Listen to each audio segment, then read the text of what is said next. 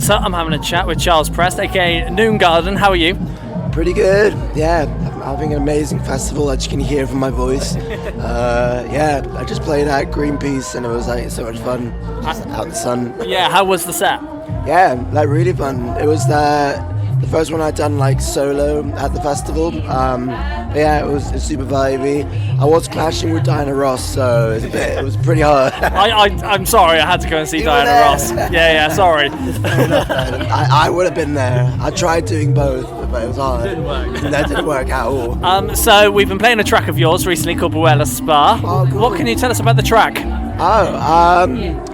It was kind of a track that I've had for like a long time. It was a track that I almost brought to my other band for a bit, Flamingods, where we were workshopping it, but I kind of just took it back and made it like a proper kind of like Ethio disco kind of number, and just about kind of having like enough money to be comfortable and getting used to that big city life.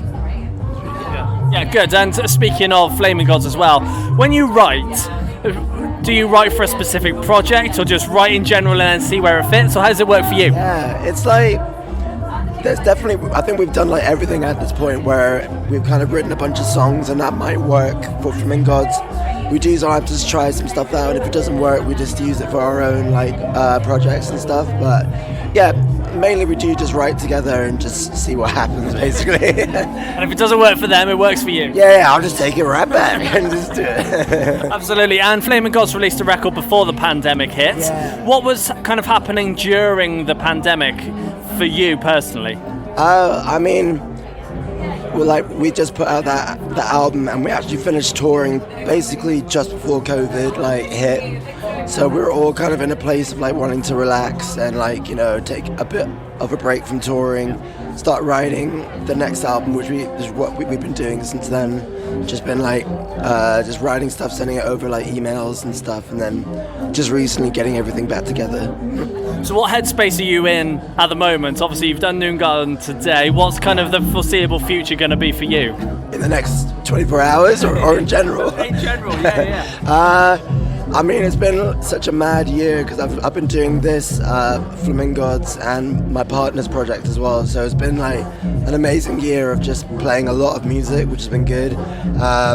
And that's pretty much going to continue up until like October and stuff. So yeah, it's going to be like just more like kind of festivals and all that.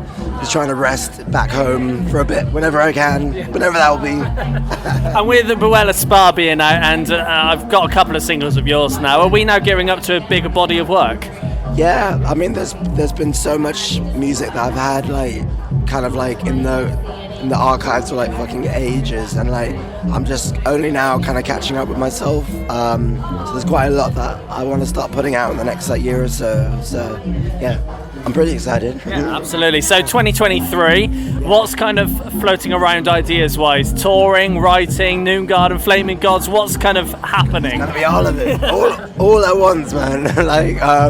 We've got the Flamingods album coming out next year, so I don't know how much touring I'm going to be able to do with Noon Garden, but I'm going to try and do both and just try and write the next one at the same time. It's going to be brutal, but it's going to be fun. Do you think you'll do what some people have done and open for Flamingods with Noon Garden? Oh, I mean, I haven't even thought about that, but that would actually be pretty good. I think our booker kind of wants to do quite a lot of that, of just because my other bandmate, he's got a project as well. I think he's going to just try and do like a whole package thing, just bringing that to every festival or whatever gig we can. I'd be down for it. Double duty.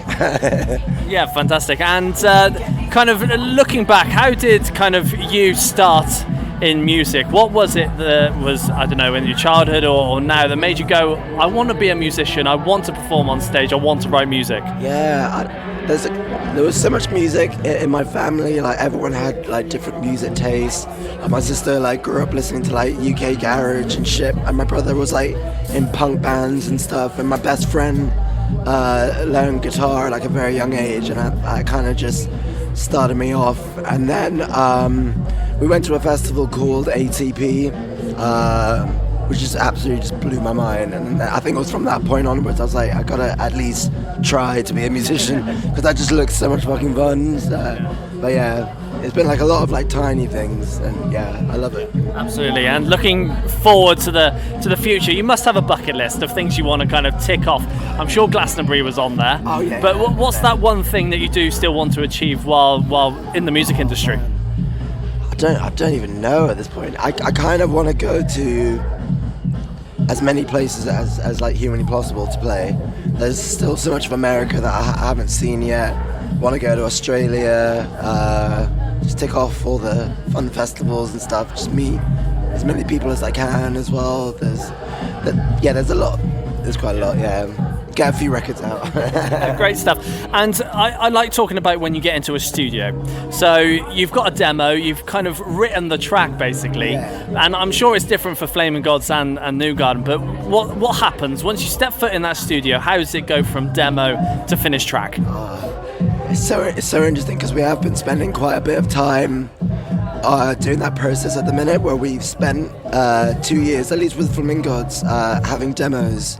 And same with my stuff, where it's just this long process of kind of figuring out what the track is trying to be in like a smaller condensed form, and then once you start feeling comfortable with the arrangement and stuff, like we usually just start getting better mics, like recording things a lot more like proper, and then I don't know, like kind of at the end of it you end up using bits of the demo and just some like new like fleshed out parts, give it to someone else to like properly like have like a once over on it and stuff. So it's quite a few different steps, weird evolution. Do you ever pass your bit of demo to somebody else and then get it back and it's completely different and it doesn't sound anything like you've written? Yeah, there's a few that like not as like extreme, but like there's definitely like our producer would add like just new flourishes or like fresh ideas, which kind of like blew my mind, because like it's something that's kind of like maybe obvious or really worked for the track, but I wouldn't have thought of it, kind of thing. So it's always quite interesting just hearing someone else's like perspective of the music outside of like working on it.